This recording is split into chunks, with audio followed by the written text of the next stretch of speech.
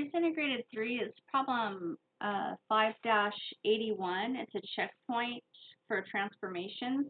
So you guys have, well, I don't know if we have them anymore, but we made these little parent function things in class together. And so we're going to use this. We're especially going to use the cubic to do letter D. Okay, so letter D of 5-81 says write an equation in graphing form for the graph.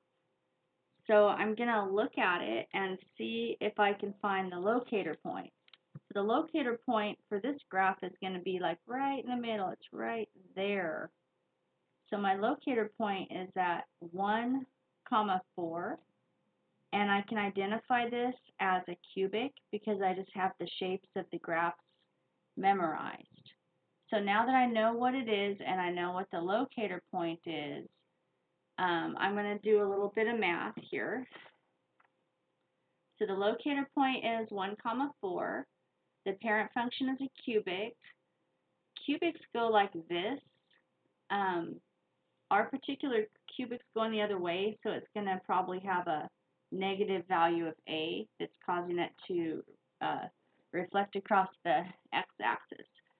So we know from our work that we've done before that the graphing form of a cubic is y equals a times x minus h cubed plus k.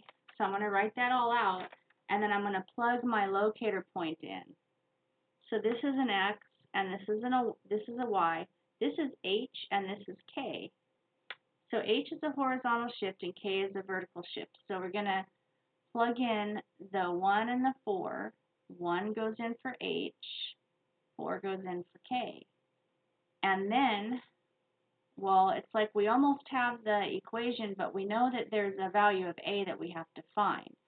So in order to find the value of a, we need to pick a point so that we can get an ordered pair for x and y to plug in here and solve for a. So if you look again at our graph, I was trying to find a point that's on our graph, and I can tell that this right here, this is exactly going through 2, 3. So I chose this as my point to plug in. So there's 2, 3. So I'm plugging the 2, 3 in for x and y. Okay, so here they are. I plugged 2 in for x, and I plugged 3 in for y. And I'm just going to do some algebra. So 2 minus 1 is 1. And when I cube that and multiply it by a, I just get a. And if I subtract 4 from both sides, I get negative 1. So a is negative 1. So then I can go back over to my graphing form and just, instead of a, I'm going to write negative 1. I'm not going to let the 1 show. And this right here is the equation of the graph that's shown right here.